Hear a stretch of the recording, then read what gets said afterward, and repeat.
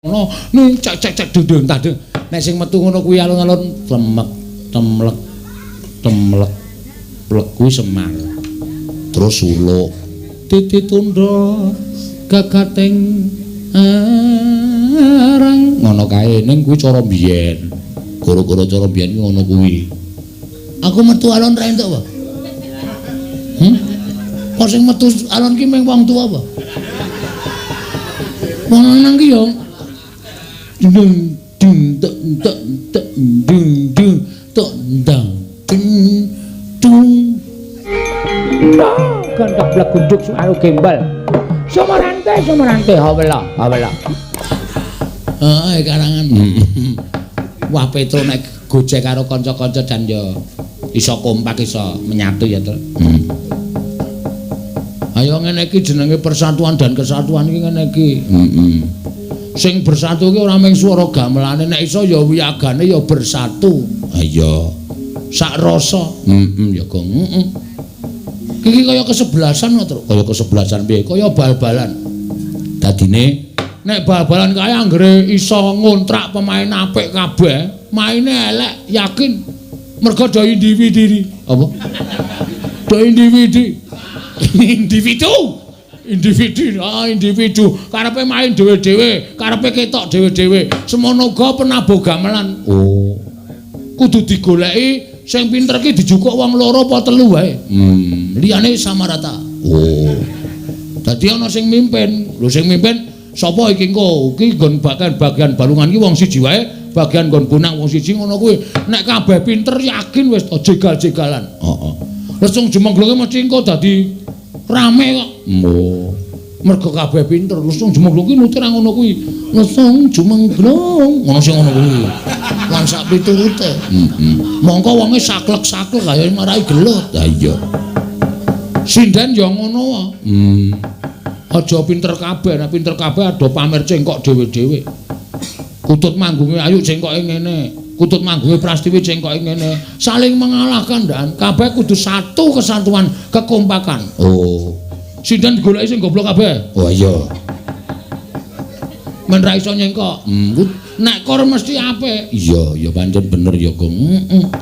Sing pinter loro telu ngono wae sing nggo nglatih karo adik-adik sing ora iso cengkok. Ah iya. Apa-apa ki nek kabeh apik malah ora apik wis to. Iya, goleki sing siji apik, iso ngayomi, iso nuturi lan iso menehi ngelmu karo sing sak ngisor-ngisore. Ah iya. Tur dilambari penggalih ingkang sabar, ikhlas. Lila lahir batine. Iya. Ngono kuwi lho, Tru. Ngono. Rapat rasulan kuwi nek kabeh karepe arep duwe dadi pengarep ya ora dadi kok. Nek kabeh manut karo sing dinut, ki ngene, dadi lancar. Oh. Pokoke kabeh iki anggere do percaya karo sing paling iso ki malah kepenak. Aja rumangsa bisa, ning bisa rumangsa. Pancen bener. Nembak ya, Tru? Ya. Iki wancine kagem para kasepuhan. Oh iya. Mau sore mau wis duar kanggo piyai nom-noman saiki kasepuhan. Heeh. Ki ana saka piyai saka Klaten wedi Klaten terus. Oh. Sapa yaine golek wedi? Lho. Piyai saka wedi Klaten. Oh, piyai saka wedi Klaten. Pak Anom warung pojok Gumul wedi Klaten berkahi nyuwun gending manis kagem Pak Kencrung wassalam. Arum manis wae manis tok iki. Oh ya rada ngaku nek tembang gending manis ki sing kepiye aku rada. Oh ki sragenan kowe. Heeh, karang sragenan ki werna-werna tenane lha. Nek ora ngapalke saiki nek jaluki ngene iki nek ra iso ya cilaka tenan, Tru. Kae sing padhe aku anake sapa? Kae ya wis ngetren nang ndi-ndi, ambole manak nang ndi kok dadi takon Pak Dene banyak. Oh iya, Gong. Mula wajib diapalke. Ya. Ya rek arep ngaturke apa? Aku ya tak nembang sing kepenak iki mau ana nawala sore mau sing kepareng ngersake uler kambang. Oh iya. Diaturake sing nyekar sapa? Kagem para bapak-bapak para kasepuhan sing kepareng wungon bengi iki lan para kadang-kadangku netizen sing padha nonton lumanar streaming Dalang Sena Channel lan WWKS Channel ya tak aturi tembang iki truk. Heeh. Apa? Uler Kambang. Oh iya. Sing kepareng nyekar ya kuwi Mbak Orisa. Oh iya. Oh mesti anake wedok. Oh, ning nek dandan ora iso gawe celak mencong. Nganggo benges ya ora wangun, kuwi genane anake lanang. Nek Orisa kae kira-kira anake lanang apa wedok? Aku ora ngerti to. Oh. Kilai wae. Lho. Maksudnya di USG. Heeh. Dereng ketok. Ngawur wae ora. Aku iki sing pikirane elek wong di USG iki alate wis canggih-canggih. Heeh. Weteng iki diolesi kaya apa jenenge lem glukol kae. Heeh. Lu templaki alat blek ngono nang TV wis ketok. Lho bayine iki detak jantunge ya ketok jujuk ngono. Kok terus dokter muni, "Waduh, ayune." Ah, terus mbokne, "Putri nggih, Bu." "Nggih, ketok." Oh, aku bojomu lair nang dukun. Jaman biyen kaya gong ora. Mulane saiki wis canggih saiki. Nek mbokne duwe lara jantung utawa duwe lara sing ra iso ngeden utawa ra iso nganu ngrekoso ling ngeden, saiki ana bedah. Weh. Ketenge dibedah sesar jenenge. Dadi saiki akeh wong sing duwe anak kepengin lair esuk laire anakku tak gawe tanggal 17 Agustus. Monggo pas 9 sasi urung ngancik 10 dina, pas 17 Agustus 9 sasi kurang. Bocahe sehat, dibedah ya ora apa-apa. Oh, 17 Agustus dipaske laire. Ngono ya, Gong, saking canggihe. Oh iya. Ya pancen ya saiki ya wah tenan. Dokter kandungan ya pinter-pinter, dokter umum ya pinter-pinter. Ning paling pinter dhewe dokter ki mung dokter hewan. Lho. Kok malah pinter. Lah kowe tau ana apa wong mresake sapi ditakoni, "Kowe watuk ora, Pi?" Ngono. Ndase mumet ora ngono. Ora takoni langsung kon madhep rono suntik bles. Heeh ya. Kowe gawa wedhus ya piye, Dus? Migren po. Ora ya. Ya ora ana ya ora ana kuwi paling pinter dhewe kok ya. Mulane angel sekolah kedokteran hewan iki angel. Monggo Mbak Orisa, monggo diaturake uler Kambang. Ya. Halo. Kowe senengane barengi. Aku kerep bareng karo Orisa.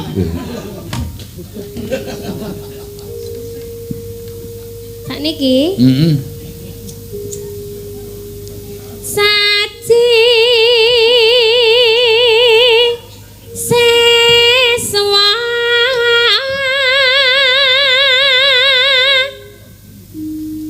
arane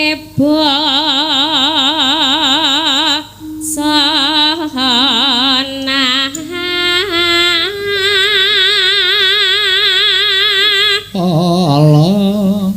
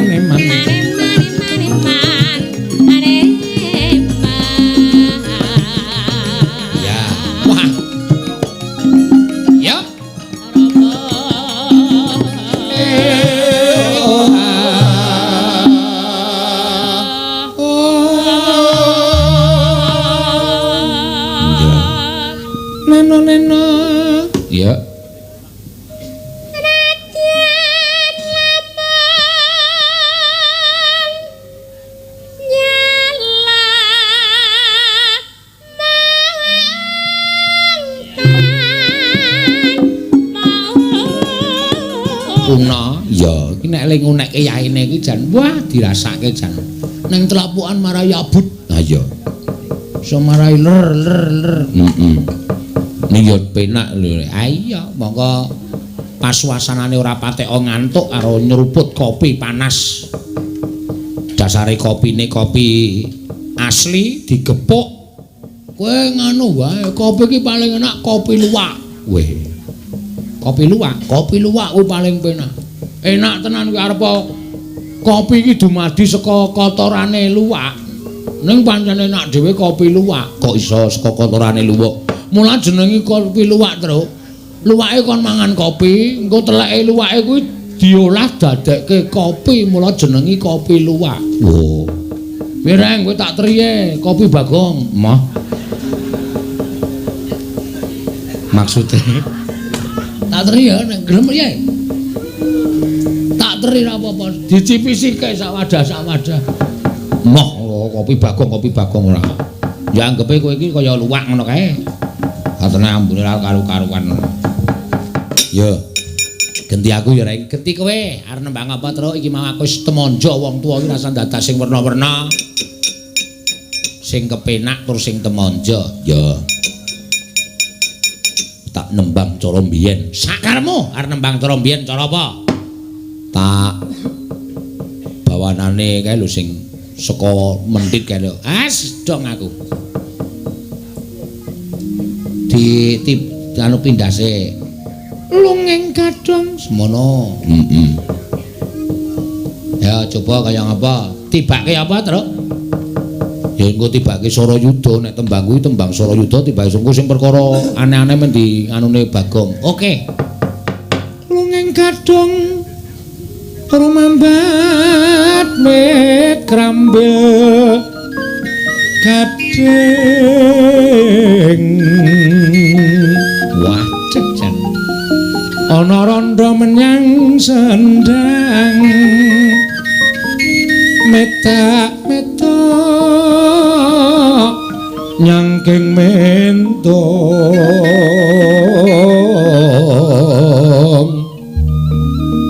manuk podhang hamencok neng papak gedang nucuki waing kemundung nucuki waing kemundung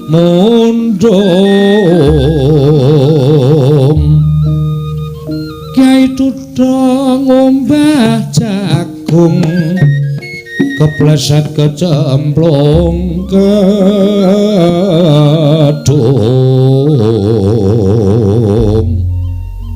yang biong anak momongen biong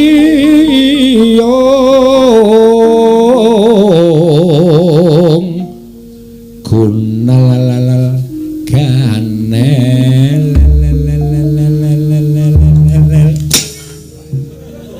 ngopo reng gemes aku nembang kok apik ra sama-sama aming sak gunalalal ganel kok li kepenak lho ora kowe. Wah, aku nek kalah karo kowe isin tru, aku ki laire dhisik aku mbangane kowe kok nek min tembang kaya ngono kuwi jane kowe ki sing ngajari aku meng kowe ra eling. Oh iya. Tomong iki kok. Lungeng kadang. Waduh, suarane serak-serak ning cetha. Rolambat. Wah, kenyederen, Reng. Wit krambil gading. Wah. Kudu kalah ora kalah apik ana randa menyang sendang medak nyangking mentong manuk podhang hamencok nang papah gedang no cuki waing kemundung nucuki waing kemundung Kyai Duda ngombah jagung kepleset kecemplung kedung yang nyanakmu mongen piyong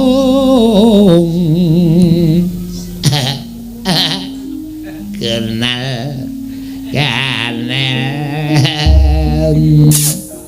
kok udel kok dimut lho kaya enuke Sarageng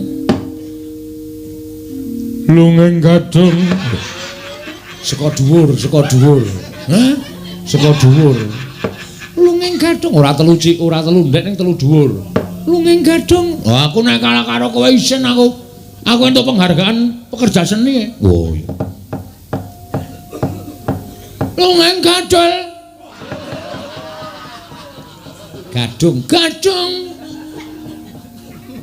rumambat wit krambel gading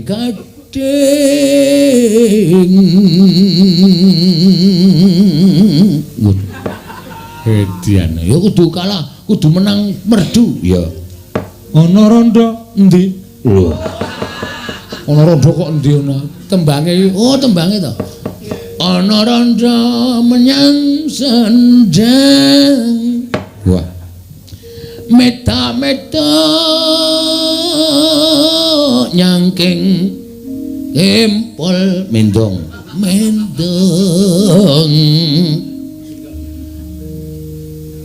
mano bodang waduh amencok neng papa mama papa gedang nujui waing kemundung nujui waing kemundung napasku santai-santai terus iya ana Kyai Duda Mbah Janggel jagung gung kepleset kecemplung jugangan kedung yo waduh lemet cucu cangkeme lho yung piunyanakmu patenono mongen binal biung yung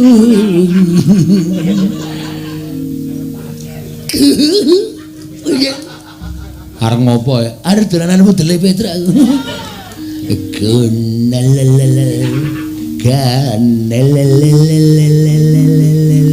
hei dicokot ora gemes aku lak tonyo sisan ora mak aku gemang dipondong sing klambi abang wah joget terus ya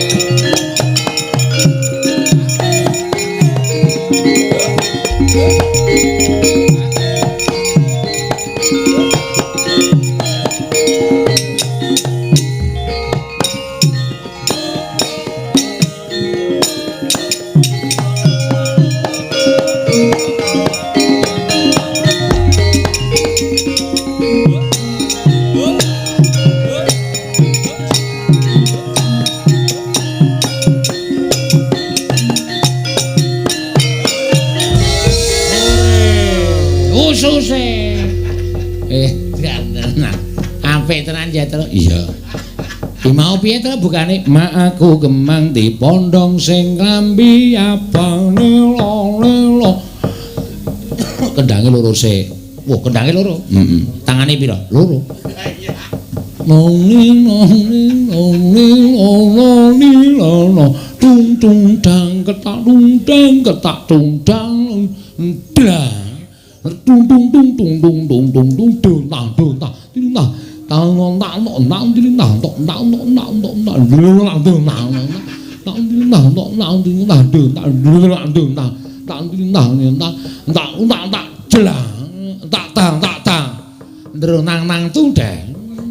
tang tok blantang tung tang tang tung ceng tang tang tang tang tang tang tung ceng tulu tang tang tung tang tang tung tung da tung da tung tang tung tang tang da tung tang da da tung tang tung tang tung tang tung tang tung tung da da tung tang da tung tung tung tung tung ande kata Bagong anggere mumet ra sirahe ra kaya ngono ndur waton saking nyelkop-nyelkope ora gendi kowe Gong ya manjak-manjak ya mergo mburi rada dawa iki oh ngarep cendhek ngaturke apa ngomong terus terang yen pancen wis bosen lagu kuno meneh ayo aku seneng kok mbok men ya ning ngomong terus terang yen pancen wis bosen ora susah kakean alasan neka warna solah lan ragamu ajo mana tahan aku tansah mung dadi sasaran timbang ngono kuwi ngomong terus terang ngewer lho rewel kok ngewer oh rewel to rewel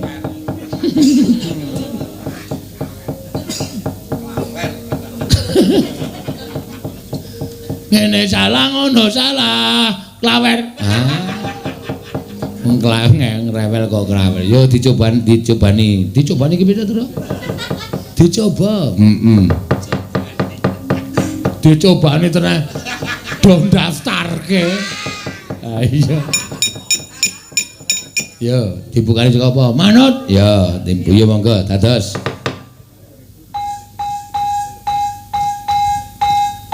Sik. Iki dong apa tak kon nembang rewel mana neng kesuwimen bukane ngono ku ya tak keprok watu modar kowe iki bukane ngono ne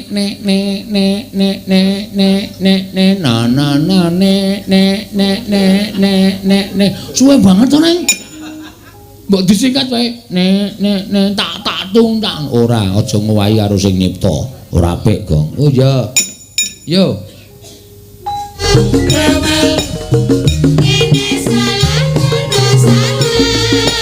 rewel rewel luput salah bukan salah rewel piye sarwasa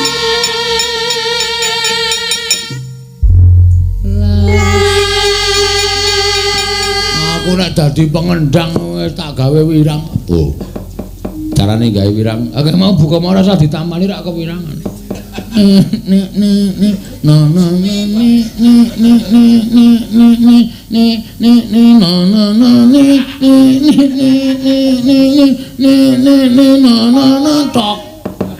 tok tok itu rancaan kanthi kentekan wilahan nah iya apa meneh Gong sing kira-kira kowe pengen nembang sing laras-laras wae ya iya sing rasah ngrekoso sing kepenak wae gandeng iki ujube merti dusun ya utawa bersih dusun ya ora beda karo nek bersih desa ya iki gandeng jujumbuhke karo kajate mbeng iki ya kuwi bersih dusun mula ayo do ngunekke operasi zebra. Mbok rasa do dirungokke ya terus aku suwe-suwe iki jeleh ngono ke mangane Bagong. Ya ora ngono reng kowe iki yo. Aku iki bola ya. Kancae mung do dinengke wae ora. Maksude bersih dusun, bersih desa. Apa niku? Ora ana ngono to Gong, ana apa jenenge bawane to? Ana iki bawane. Ya. Bawane ana. Ya, terus mlebu engko dinggo pungkasan iki kok ndak le bubar kesuken terus. Oh iya. Kepadangan. Ki wis dijenjke karo saka Dinas Pariwisata. Iya. Tengah 4. Cabut. Woi, doktere wis teko. Oh iya ngono kuwi senengane kowe iya ngono kuwi senengane. Cabut ki wis bubar. Oh iya. Monggo. Sapa sing bawa truk? Ayo Mbak Ayu ya ora apa-apa. Apa niku? Taisa.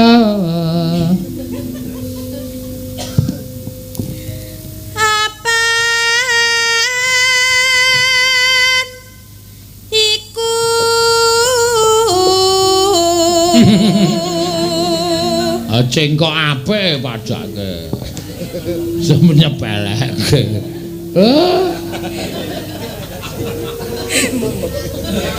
Mangsane wae. Aku ora tiru aku kuwi. Nek ra makler. Heeh.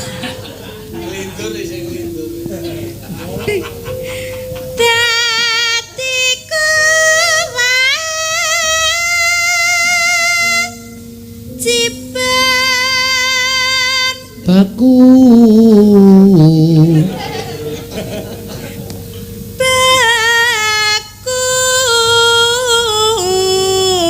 Wah, dadi kuwi mau ora salah pancen yo niate dikonoke kuwi.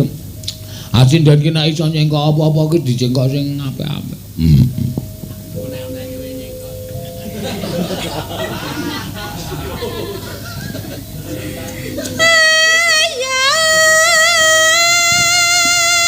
Nendi?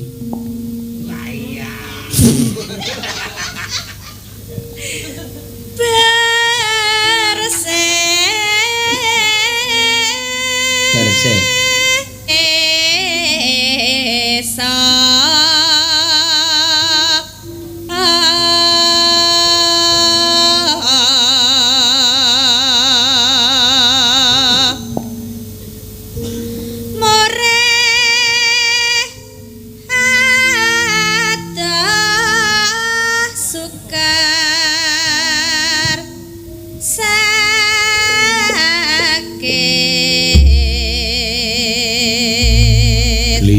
Kliya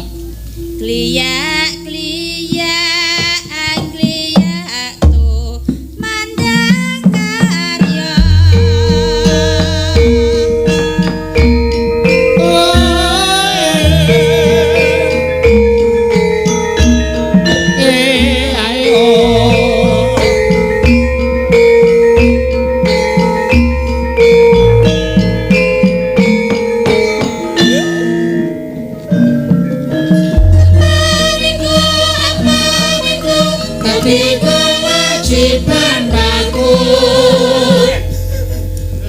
Lendodok kotake wis tutudek. Kono wis mantuk iso tok. Bablasen. Saking mempengku ora. Slendro, Tru. Ya. Ndak ora agek cekat-ceket yo. Sowan ngersane Ndara Abimanyu ning Tanjung Anom. Yo, gong tak dereke. Bapak kita wis tindak prana, Tru. Yo. Nganggo gending apa? Lho. Sampluk minger. Lho, apa kuwi? Sampah. Wah, ya ora sarmitane ora. Sarmitane ora cetha kok kowe jenengane ora.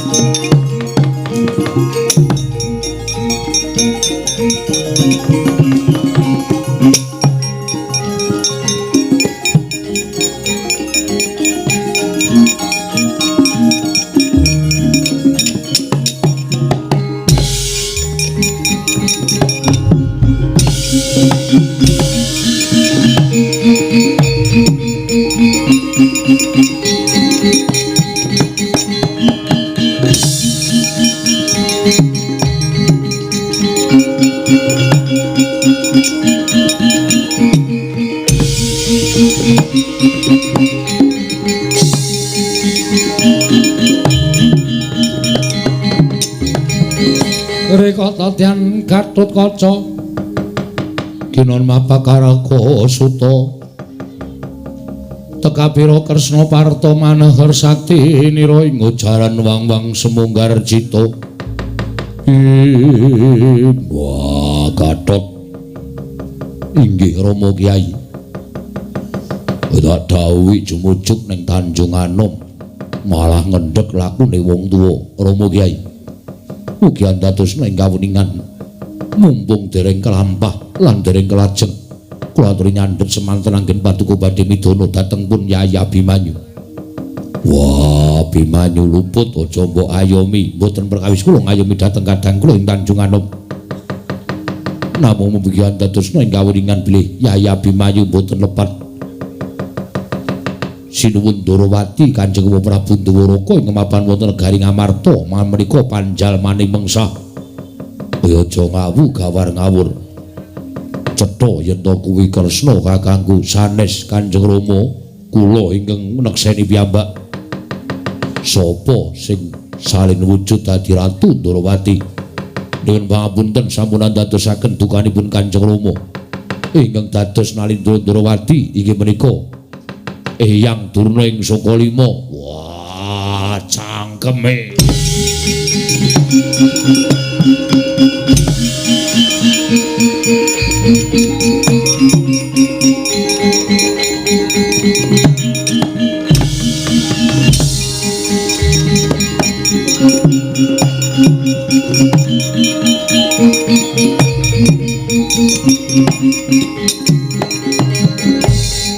Wah, iki meneh adine arep melu-melu sik, sareh. Sareh aja kesusu, Pak. Aku sing iso mbukak wewadi sing tumanduk nang negara Ngamarta. Aku Cubriya. Wa ireng kok iso nyebutake ento Abimanyu sing nyolong pustaka Jamas Limasada, mula aku terus karo Kakang Antarja neliti kahanan ingkang sakenane jebul bener ngendikane Kakang Harukaca. Sing dadi Kresna kuwi Eyang Durna. Wah, kose aja nesu sik. Kowe iso omong kaya ngono kudu ana buktine. Kakang, Durnane garene Kakang Antarja.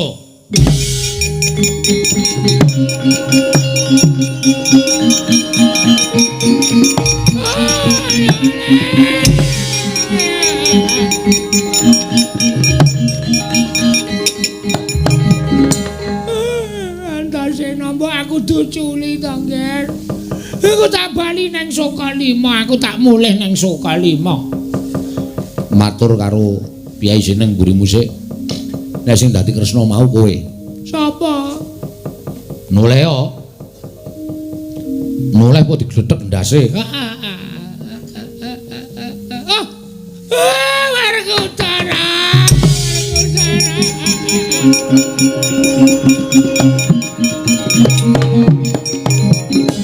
Werkudara, aku ayamana ya, Nger, muridku siswaku. Durna bapakku. Wah, sandanganmu nganti suwek-suwek kaya ngono. Diwek-wek karo anakmu Antasena. Disuweki nggo sisi. Antasena saedan. Ben wong tuwa sing edan ya bapakmu kuwi. Begawan Durna kuwi kok dadi ngeceh-ceh perkara ning negara Ngamarta. Apa bener sing dikandhake anakku? Apa bener? Wah, aja nangis kowe wangsulan. Apa bener kowe sing dadi Kresna? Omong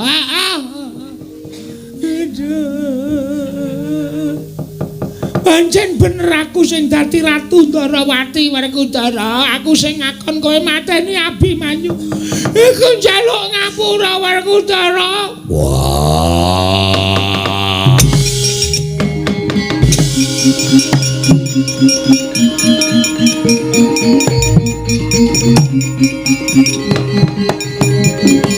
Oh, kae wong iki nek isin terus ngono kae.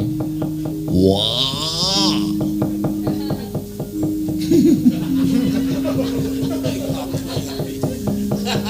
Piye kan iki dikapake apike kan? Aku manut karo Dimas. Pokoke nek urung rampung perkarane aja diculke Begawan Durna. Lho, iki Werkudara wis rampung. Werkudara wis ora sida tekan Tanjung Anom. Lah bapakne Abimanyu.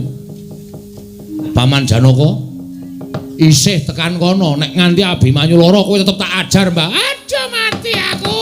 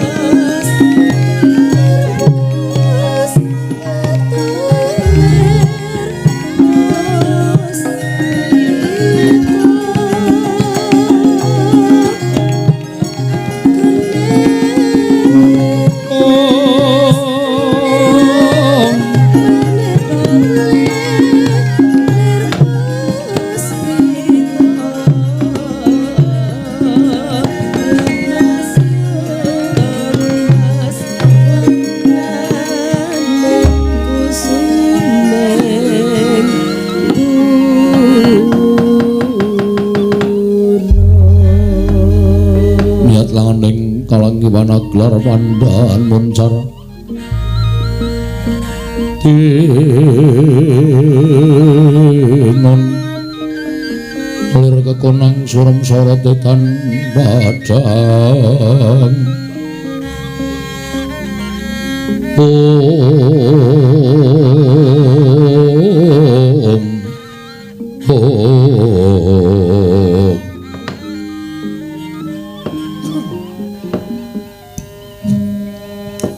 Kanjeng Ibu Sarawu paduka Kanjeng Ibu kula ngaturaken sembah pangabekti kula kunjuk Ibu. Iya Yunggir. Anakku cah bagus Abimanyu. Mbak Tampa ngaturke bekti karo pun Ibu pangestuning pun Ibu tampanana ya kula pundingga jimat dayana ing kasantosan. Kanjeng Ibu Wara Sri Kandi kula ngaturaken bekti kula kunjuk atobat tak tampa Abimanyu ora pangestune Ibu mutampanana ya nggih nggih kula pundingga jimat paripik Ndara Sembadra kula ngaturaken bekti nggih Den. Iya Kakang Semar ndak tampa Ndara Wara Sri Kandi kula ngaturaken bekti atobat Semar ndak tampa pangestu tamanana nggih Ndara Wara Sembadra bekti kula kunjuk nggih Den. Iya Nala Garing. Ndara Wara Sri Kandi bekti kula kunjuk. Patoban Nala Garing tak tampa. Ndara Sembadra bekti kula kunjuk. Iya Petruk ndak tampa. Ndara Wara Sri Kandi bekti kula kunjuk. Patoban Petruk tak tampa. Ndara Wara Sembadra bekti kula kunjuk. Iya Bagong ndak tampa. Ndara Wara Sri Kandi. Sri Kandi bekti kula kunjuk. Patobat Bagong tak tampa pangestu tampanana. Nggih. Truk. Nek ndek bojo ngono piye to? Loro, mongko sing siji luruh, sing siji galak. Ya seneng no aku. Seneng. Nek kira-kira kepengin roman sing kira-kira alusan ya karo Ndarawara Sembadra. Sing roman sing nganggo kampleng-kamplengan ya karo Ndarawara Srikandi. Patu-patu sing arep roman karo dapurmu sapa? Niki niku mung mbok menawa kok. Kowe keseron nek omong kok ya kowe kok roman karo Ndarawara Srikandi ra. Abimanyu wonten paring dawuh Kanjeng Ibu. Kaget pikirmu punipi prapta ana ing kasatyaning Tanjung Anom. Gurawalan raos sing manah kula menawi dipun keparengaken kula badhe nyuwun dawuh wonten wigatos menapa dene Kanjeng Ibu rawuh wonten ing Tanjung Anom mestinipun boten perlu rawuh wonten ing kasatriyan menawi Kanjeng Ibu betahaken ingkang putra tumuli ingkang putra ingkang badhe sowan wonten ing kasatyan Madukara.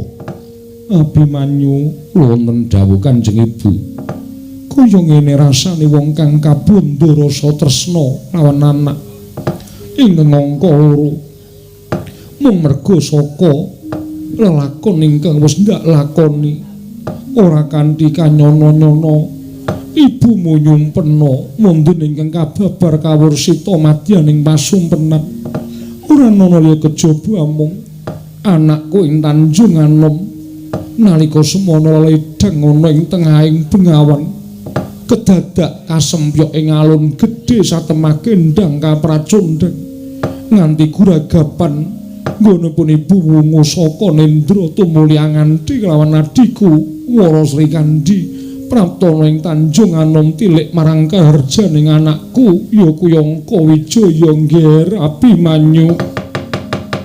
Gunjang ganjing langit kelap-lapaton lirikin sanging risang mawe gandrung dereng ngantos paripesami mbawacana ing mlebet wonten ing kasatriyan Tanjung Anom nenggih Raden Arjuna ndadosaken kaget kadrokasan nggih Sang Wara Sembadra tuwin Wara Srikandi wau.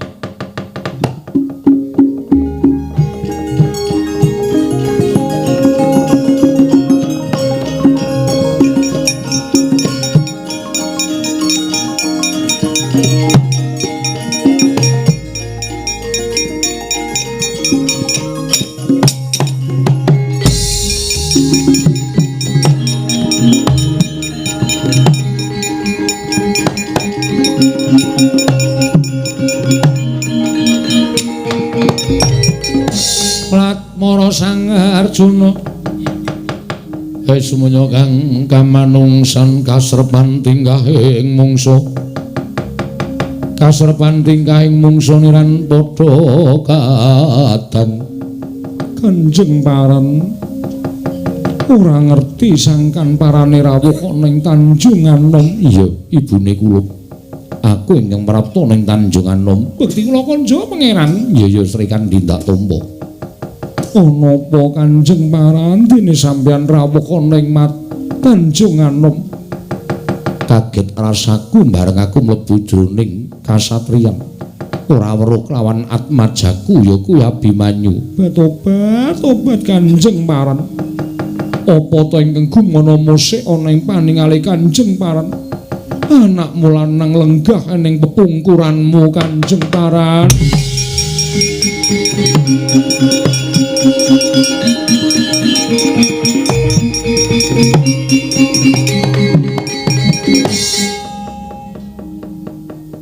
Abimanyu wonten paring dawuh Kanjeng Rama kula ngaturaken bekti kula kunjuk. Kagiat raos sing manahipun ingkang putra dene jengandika Kanjeng Rama. Paring dawuh ngupadi dhateng ingkang putra pun Abimanyu. Nggih. Saka gedene lelabuhanmu tumraping Praja Ngamarta. Kraya-raya pun Rama prapta ana ing Tanjung Anom sayekti mung bakal maringake bebungah ingkang bakal sira tampa saka wakmu ing Ngamarta ya kuwi Kanjeng Koko Prabu Darmakusuma. Lelabetan menapa ingkang sampun kula tindakaken tuwin sampun kula lampahi dene kula nampi wujudipun bebingah saking Kanjeng Prabu Darma Kusuma ora usah ndadakake antakon maragake Tampanana Abimanyu monggo Rama kula aturi nampi namung sejatosipun kula boten badhe nyuwun dipun paringi bebingah dening Kanjeng Prabu Darma Kusuma nyoh Tampanana wong edan taun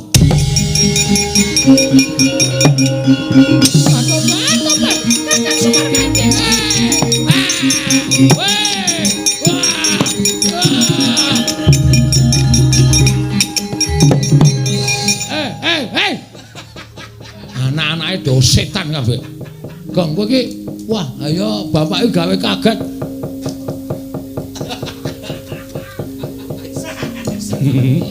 Reng tangi reng cikku dipidak Semar. Ra iso tangi. Ayo bapakku get-geti ora. Lah kok dadi kaya ngono. Lah kok dadi kaya ngono terus. Lah kok dadi kaya ngono kok. Setan kabeh. Kae piye kae kok ana swara mak klothak. Duantre ora jamak. Ndaramu Abimanyu kontal. Iki ana perkara apa Petro? Lah kok bendaramu diajar bapakne kae piye?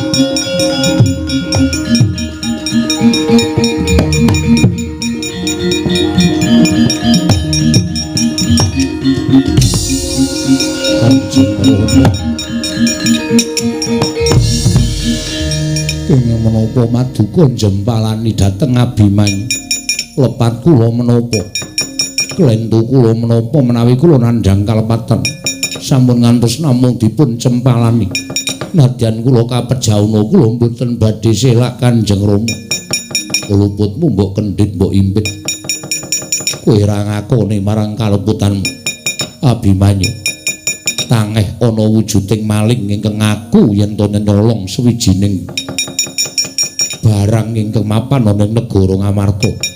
Aduh Kanjeng Rama kula mboten mangertos ingkang paduka kersakaken yen kepengin ngerti nyoh Tampanana tangane Janaka. Kanjeng Rama iki menapa paduka nilasara dhateng kula. Rasa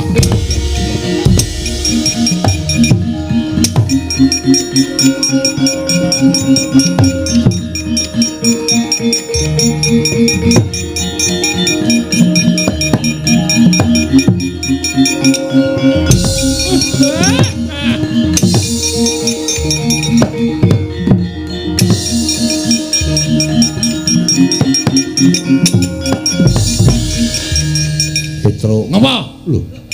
Ora basa karo aku. Basa ngapa?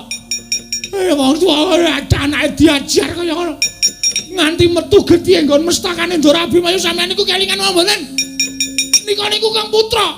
Nika niku putra panjenengan piyambak. Ana perkara dirembuk sing apik-apik, ora kok sak kepenake dhewe.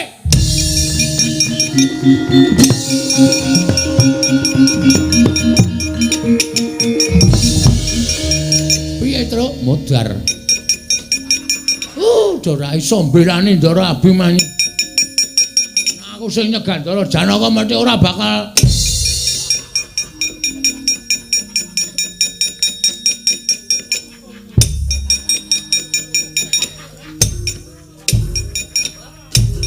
Kanjeng Rama. Kula lepat menapa Kanjeng Rama? Aduh, Kanjeng Rama. Diar Bagong diajal. Karo Ndara Janaka dipolok. Piye, Kang? Maremuk. Aku gayane kaya Ndara Abimanyu malah ora leren ling ngajar. Kanjeng Rama ora ngekaki rokok blas. Oh. Ah biasane iki Rama brul. Paling ora kerbau. Oh ya, nek ora ya jambu bol. Ha iya. Ayo mam piye kae Ndara Abimanyu kae? Kon ngado wae kon mlayu karo Ndarawara Sembada, mbangane ngrekoso mungsuh Ndara Janaka.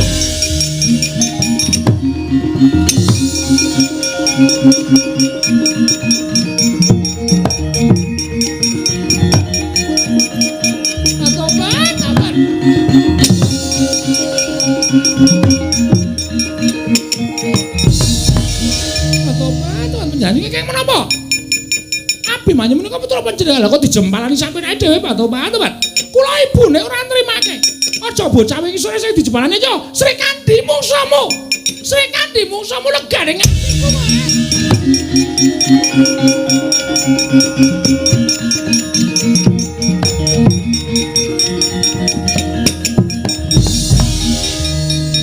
Sri Kandi, ora perkara aku kalah karo kowe. Nanging kowe wong wadon ora usah melu-melu perkara iki. Tak sipat jemparing mbuh tibamu Wara Sri Kandi.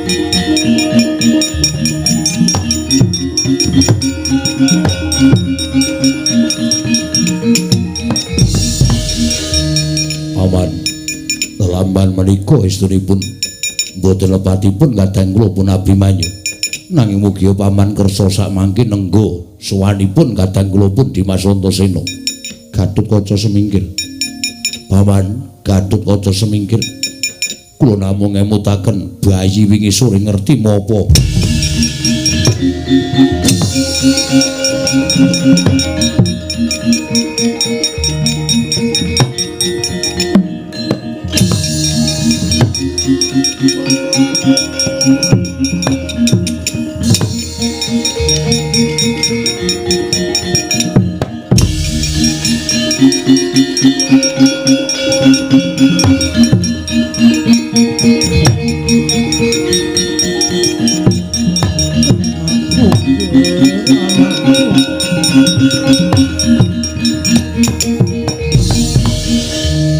Anakku Abimanyu ora nyono dene bapakmu mentolo nyempalani karo kowe nganti kutah ludira mestakamu kaya ngono.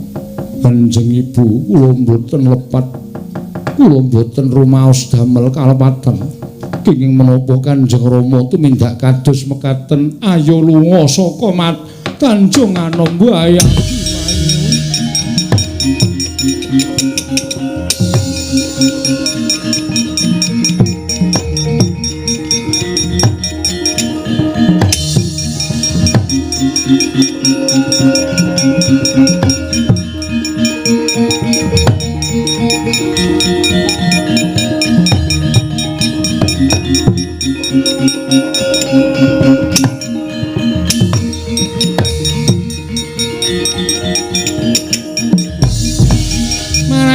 Bang Wangaruna katinetraning nganggo rapo sabdaning kukiloring kanigara sageter kene donganing kunglir wuwu sing pene panca Widara Yaksa wonten dawuh mremban Widara Dewa sawetara pancen awake dhewe mapan ana ing mertapan Widara Payuk.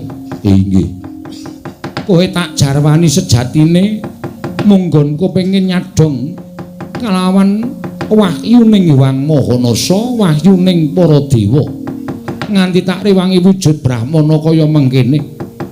Lajeng kados pundi mangke marginipun kene lungguh amburi kene dalane wis saya cedhak Widara Yaksa.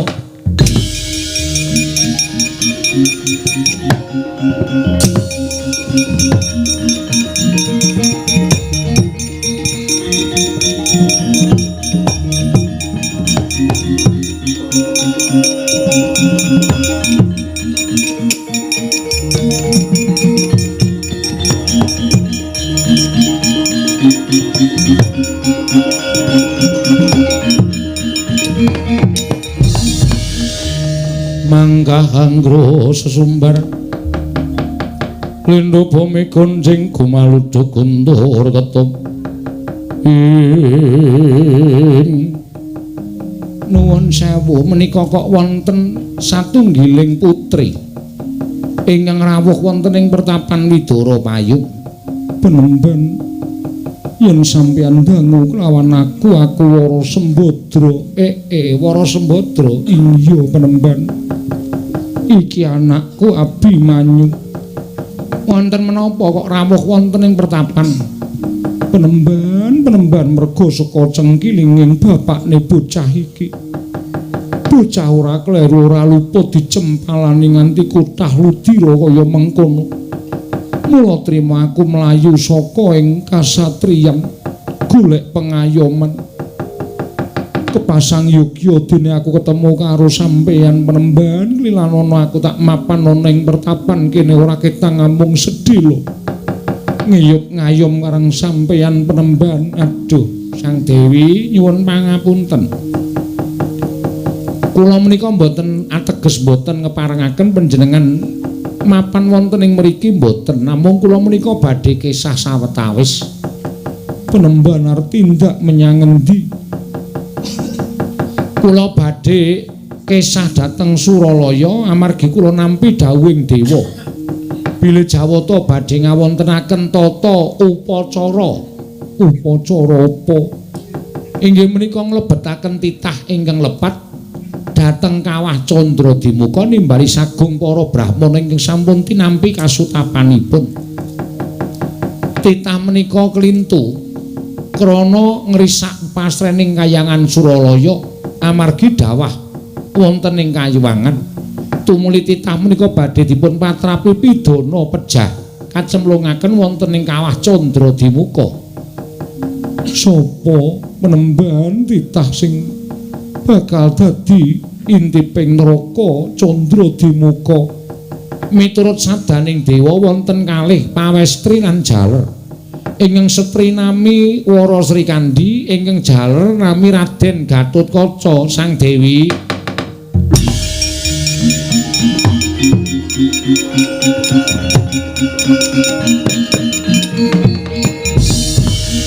murub kamurkaning Sang Sembadra eling-eling wujuding wanudya parandening mangke lamun duka salah kedaden wujud buta sak gunung telung gunung pitung gunung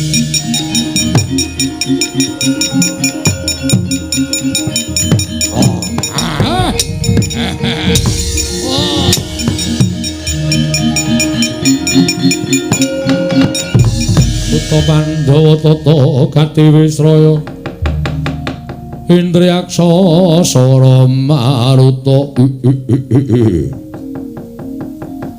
penemban bareng kowe ngendikake yen to sing wedok aran Srikandi sing lanang Gatotkaca Srikandi kuwi dulurku wedok Gatotkaca kuwi anakku lanang aku ora nrimakake yen to bakal dijemplungake ana ing kawah Candradimuka Abimanyu aja melu kowe mapan ana ing pertapan Kahyangan tak gawene sungsang bawana kali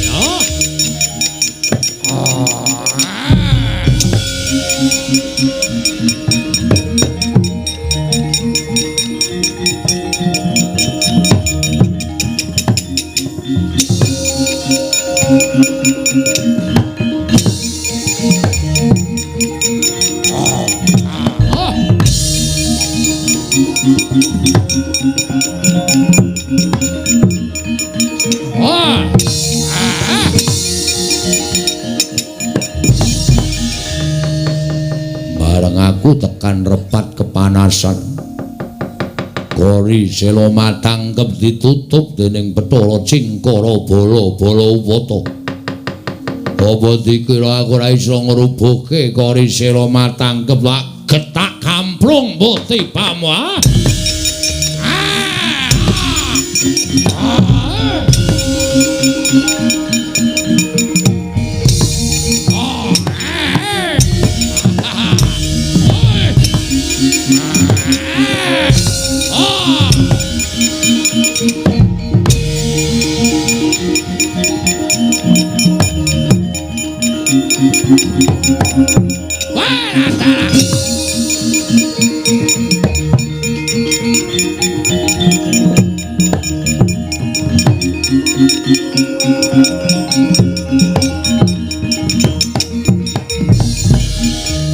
Narada. Punapi?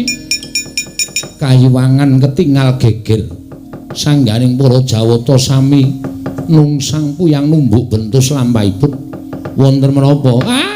Talar kencang warudayang pak pong mbok bolong kali cedhik sapa sing gawe? Wonten yaksa ingkang ngamuk punggong wonten ing Kayiwangan. Damel geger, damel risak.